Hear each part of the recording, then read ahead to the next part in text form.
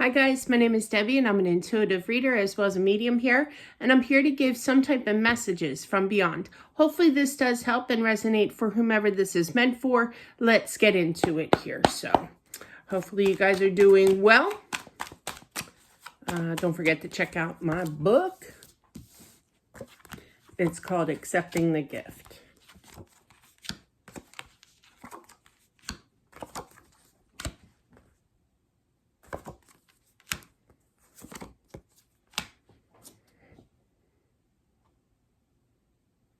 I feel these are feel that there was a brother that passed on. And I feel that another brother of theirs who did live, only because they got into a battle, like a fight. They're bringing up the story time, about my one friend back in 1985. Her father and mother were on their way to Atlantic City, New Jersey, and they got into a fight, so they turned around. When they, and this could definitely resonate for them to bring this lovely story up. But yeah, and I mean, it's more in detail, but I have to keep some things private, you know. But basically they got into an argument that the husband turned the car around, and then later went out after he dropped her off. They had a big fight, and he left in the middle of that fight. And then he passed away, okay? He basically got hit by a car walking across the street. So that could be resonating as well. But regardless, I feel that it was a car accident that this young man passed from. And I feel that the brother was supposed to be going with, but then they had an argument with that Five of Wands. And now there's this instant guilt, of I should have been in that car as well. No, you were supposed to be saved. You were supposed to be here, okay? You weren't supposed to go, okay? And I feel that this message is also for the mom here of, you know, I still have a son, but I have that loss of another son. These two could have been twins as well, but I'm not really feeling twins so much. I'm just feeling brothers. So this is definitely meant for a brother that needs to hear that don't feel guilty, don't feel bad. He knows, the brother who passed does know that it was his time, but this other brother that was supposed to be in the car to go with him before this accident happened wasn't supposed to be in the car, okay, because of this argument. That argument could have taken place in the car and just turned around and then dropped him off, and like the story that I said, or they just had an argument before he got into that car, you know, the one that passed. There will be this reuniting, you know, one day. You're not going anywhere anytime soon, okay, to the brother here. But I do feel that it's a hard emotion, it's a hard guilt here to release, okay? Just know that, you know, this is not your fault. You weren't supposed to be the one, you know, a lot of guilt, a lot of guilt. I feel like the brother that passed, I feel that, you know, he tries to communicate to let him know, the brother here, that he's okay. Hang on. It's funny. It's cute. He's literally in the brother's, the one that passed, okay? I know I keep saying brother, but they are. And I feel that the one brother that did pass actually visits him in his home, or at home, okay, in his bedroom, and starts jumping. I did this, another reading. This is a different energy, obviously. But another energy of jumping, saying, don't you hear me? Don't you hear me? I'm manifesting. I'm communicating telepathically here. Not manifesting. I'm communicating telepathically here to you. Don't you hear me? Please hear me. I'm okay. I'm okay. I feel like the brother that lives with guilt here, that who is alive, okay, whom is alive, definitely just his vibration level is really low. So it's kind of distracting being able to hear him, pick him up, feel him, sense him kind of energy here, okay, because he does feel lost without. I feel like if these two are not twins, they're very similar, okay, two peas in a pod kind of energy, but I feel like they just feel completely lost. He does not want you to live with guilt. He's sorry that he feels this way. He's sorry for the argument, okay, that you two had here, but I feel like he's sending you healing energy to work this out. Just know that he is with you here. And I feel like he wants you to feel his energy. So basically, try your hardest to release that guilt and raise your vibration level. It happens, it happens to the best of us, as well. But I feel like this is not going to be discouraging for the brother who passed. I feel that it's definitely going to only improve with him. Keep on trying, okay? He could be getting some words of advice from Spirit, like, how do I get through to him? That I'm okay, that it's okay not to feel guilty. I feel like the mom, this message is for the mom, is kind of like, I feel like there's a little bit of disbelief in regards to, that's it, I just give up. I'm not believing in the afterlife. I'm not believing in God anymore. This is beep, kind of thing. But I feel like after some time, you will grow, you will expand your more so religious beliefs, meaning religion will be brought back into your life again. You will remain, you'll get calmer as time goes on once that faith comes back into your life again. Not that I talk about religion a lot, but I am feeling that, especially with the judgment present. Yeah, you're going to be okay. The mom here. Now, I'm not sure if the mom and dad are divorced or not, but I am feeling, regardless, I feel that the father, the husband of this mom, definitely does worry, does care, tries to communicate to her, but gets, I literally heard, nowhere. I feel like the mom's mind is basically made up, that, made a decision here mentally that she doesn't want to talk about it, that what's done is done. My husband had that theory literally up until his last 3 days. He started to change his way of thinking, meaning that when you're gone, you're gone. You don't go anywhere. You just, go on and on kind of energy here. But yeah, he was not a believer in the afterlife, okay? But up until about 3 days before he passed, he was talking to a spirit guide. He was seeing people. He was, even, it's in the book. Accepting the gift. There's this story time. I'll give you a little preview of what I wrote about or write about in my book. One of the stories of many was the fact that it was about 3 days before he passed, maybe a little before then even. But regardless, I smelled this pipe.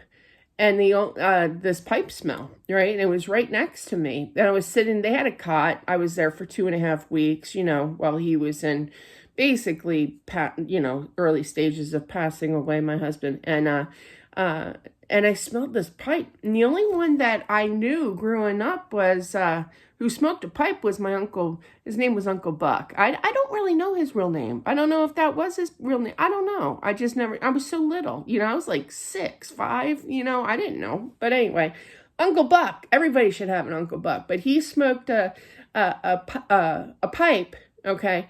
And he was the only one. And I love that smell, right? I do. It smells, some of them can smell pretty rotten, but others they smell pretty good. And it's not a big item that you smoke anymore, That's what I feel anyway. I don't know. I don't know anybody else who smoked that. But back in the day, yeah. Okay. So I just feel like there's, there's going to be a sign here because from him, to kind of pass it along in regards to the father here, the husband is trying to help this wife here, but there's definitely some kind of sign, like the smoke, the pipe. And I feel that that's going to happen. Maybe not the pipe smell, but it turned out that, and I've heard stories about pipe stories, about his dad. But yeah, and I'm like, when I first smelled it, I'm like, I'm just losing it. Lack of sleep. I hardly slept, and I just kind of wrote it off. Even me, the believer of all things, right? Just kind of wrote it off. Well, as soon as I thought that he must have been in my head, his father, because all of a sudden I smell this, like he literally just blew this huge pile of smoke in my face. That's in the book. It's a shorter version of what I'm doing, obviously. But yeah, and it was about an hour later, and I'm chuckling to myself, and I'm like, I wonder who that is. And then it clicked that he was talking about his dad with the pipe. And I went up to my husband. He was in and out of it, and I said, so, when he was into it, I said to him, so, did your dad really enjoy blowing that big puff of smoke of pipe in my mouth, in my face? And he goes, and he got this big smile. All you see is teeth, and he was groggy, and he turned his head and he goes, yeah. It's really funny, but you had to be there. But that story, along with many others, are in the book. Do check out that book. There are some cute stories, but yeah, the spirit does exist, okay?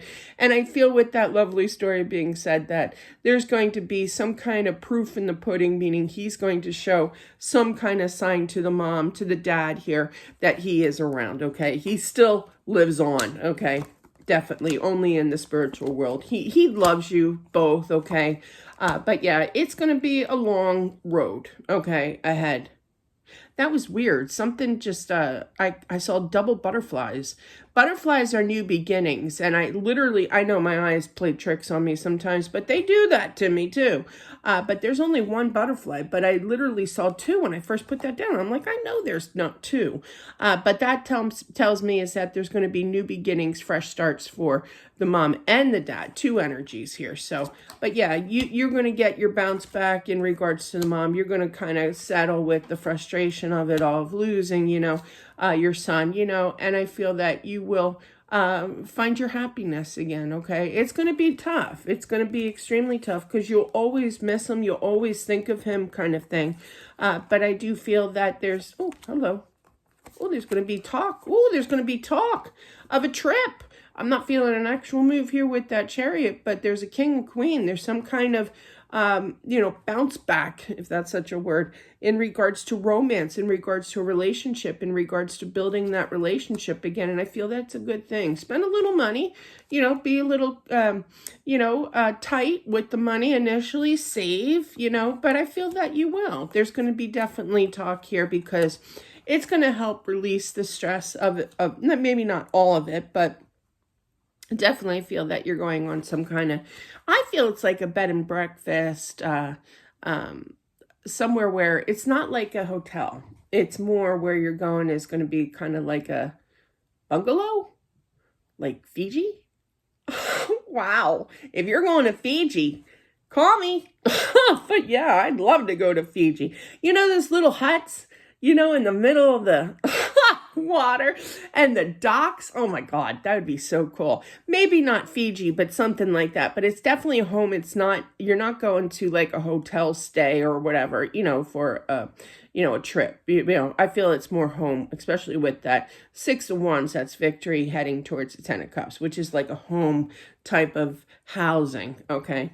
But yeah, you can wait for this. Yeah, you're going to have your moments, both of you here. Just be patient with yourself. You're going to be up in your head from time to time. It's a process. And whatever you do, I feel like I need to say this. I had a friend of mine that got really, really mad. He's on Facebook. This is years ago.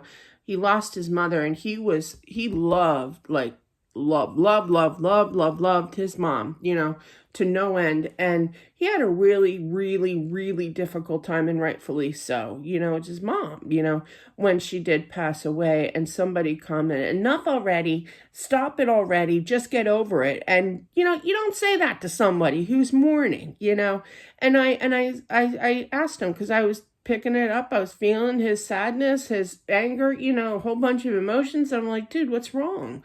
And he told me he didn't have to. And I said, don't listen to outsiders. Take as much time as you want. And I mean, we're talking like he mourned for 3 hours. Yeah. 3 years, who cares? He still has to have that right to mourn as long as he wants. So don't let anybody ever tell you, oh no, if somebody tells you that, you let me know, okay? Because I don't believe in that. You take whatever amount of time that you need to heal, because this is a huge loss, And I feel these two either being very similar with their energies, the boys, okay? The sons, okay? either they're twins or they're very, very similar. So you see that comparison with the one who is living still. So it's even tougher, you know.